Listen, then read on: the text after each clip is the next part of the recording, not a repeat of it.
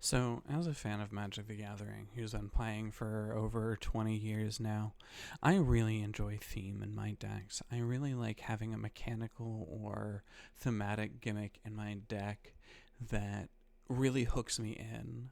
My current decks being like Chaos Wand, focusing on sealing my opponent's instants and sorceries out of their graveyard or deck. Cabal being like a mirror token deck. We've got Farmville, which focuses on its lands creating tokens and then eventually creating a storm effect. And I hugely love my gimmicks in my deck. I like my deck to feel fairly unique to me as a player. I get kind of frustrated if it feels like too many other people are playing a similar strategy. And one of the cards that I absolutely fell in love with as an idea for a commander was Marvo and Marvo Deep Operative. Marvo Deep Operative is one of the cutest Magic cards I've ever seen. He's just a little octopus guy, and look at him. He got tools so he can like go and steal things, and I think he's got little goggles on his head. He is so goddamn adorable, and I became genuinely obsessed with Marvo for a while. I could not stop thinking about, ooh, how would I brew this deck? Because he happens to feature one of my favorite mechanics in the game, and that is Clash, because it lets you play the game in such a different way. Marvo Deep Operative is a octopus rogue legendary creature for 1 black, 1 blue, and 3 of any color. It is a 1/8. Whenever it attacks, you clash with the defending player. The way you clash is both of those players will reveal the top card of their library, and the player with the higher mana value, quote, wins the clash. And Marvo has a payoff built into him where when you win a clash, you draw a card, then you may cast a spell from your hand with mana value 8 or less. There's a lot going on here. So Marvo is what I'm going to call a Timmy deck. This is a deck that wants to play a bunch of stuff that has super high mana value and can have like really explosive effects on board. This is a Dimir, the equivalent of like Gishath in my mind. This is to me what Gishath is to a dinosaur player. This is like, it's such a cool sounding effect, a cool unique ability, and like there are all sorts of ways to set this up. Clash cards are really interesting and unique. The two most pertinent ones are Revive the Fallen and Research the Deep, which both return themselves to hand. The example I'm going to use is Research the Deep. For 1 blue and 1, you draw a card, then you clash with an opponent. If you win the clash, Research the Deep returns to its owner's hand. This is an absolutely incredible card. It is a sorcery. Sorry, I forgot to mention that. It is a sorcery, so you can only play it on your turn or anytime you can play a sorcery. So if you've got your Vidalcan Orreries and so on, you can cast it at any time. You can cast an instant, but this is a sorcery. With Research the Deep, you pay 2 mana, you play it. If you manage to stack the top of your deck correctly, you win the clash, you draw your second card off of Marvo. So you put the Marvo trigger on the stack, you return the Research the Deep to your hand, and then you draw the extra card and can play a 8 mana or less spell for free. There is a way to sort of storm this off if you can manage to get a bunch of high mana stuff on the top of your library. By like Research the Deep, you win off the clash, then you draw those 2 cards, you Research the Deep again and again and again until you hit your Tendrils of Agony or whatever. Pretty neat storm combo synergy there. But you know, it's Marvo has this like unique synergy with, okay, what we want to be playing is high mana value stuff, high value men. We want to be putting high value cards in our deck. So like I put in Star Whale, which costs 8 for an 8/8 flying vigilance creature. because it's an 8-drop. It's, oh my god, it's super big. Look at that big guy. Look at the big dumb fish. But there were cards that absolutely ruined my ability to play Marvo correctly, because there's the payoff from his clash is being able to play 8-drops or lower for free. And so one of the things that I thought of is like, okay, we could do kind of keen duelist effects in order to really pay this off. You've got your baleful omen, whatever. I'm going to use probably one of the best forms of this effect, and that is Twilight Prophet as an example. So, Twilight Prophet is a vampire.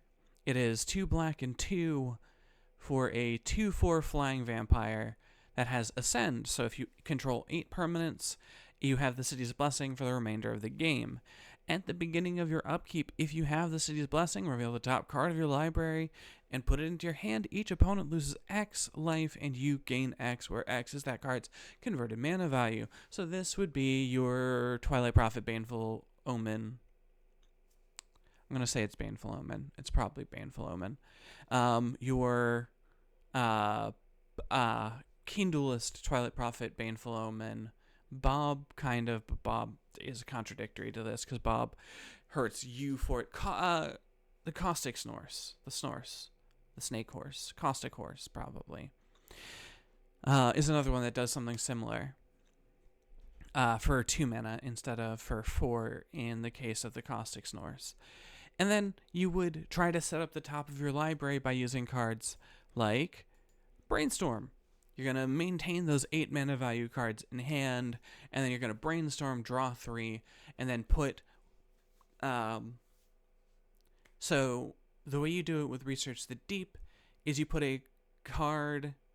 You put your 8-drop as the second card, not your first card, because you need to cast Research the Deep and then draw the first card, then clash off the second card. And this is actually why the deck inevitably broke down for me. Because, oh my god, that is so much, like, thinking power that goes into playing Marvo. Because Marvo has some contradictions built in. Marvo wants you to clash with an opponent, and so you want to consistently have those high mana value creatures on top of your library. However, if you consistently have the high mana value creatures on top of your library, you can't actually really do top deck manipulation too well, unless you're using a card like Doom Whisperer, which lets you pay 2 life to surveil 2, but in that surveil, you're not necessarily guaranteed to get a high mana value cost card, because you might have noticed something. Brainstorm costs 1 blue mana. Research the Deep costs 2 mana. Soothsaying, a card that lets you manipulate the top deck of your library, costs 1 mana. Sensei's Dividing Top, 1 mana. Keen Duelist sits at the average point of this deck. Not Keen Duelist, Twilight Prophet sits at the average point of the deck instead of sitting on the top end of the curve like your Baneful Omens do. So this is working against Marvo because Marvo wants to clash, where the average mana cost in a game sits around 3 to 4, which means you want to have 4 to 8 as your mana cost as the top card of your library. Now, I know you don't always have to win clashes with Marvo. That is probably a personal hang-up of mine, but ultimately, this was the thing that sort of led me to, like, literally in the middle of a game, I stopped. I was like, I can't play this anymore. I'm getting a headache. I'm not enjoying playing this deck, which, I mean, look at this guy. Look at him. How can this not be the most fun commander in the entire game? He's just a silly little magical octopus who can, like, summon big explosive spells out of nowhere. How is this not the coolest shit you've ever seen?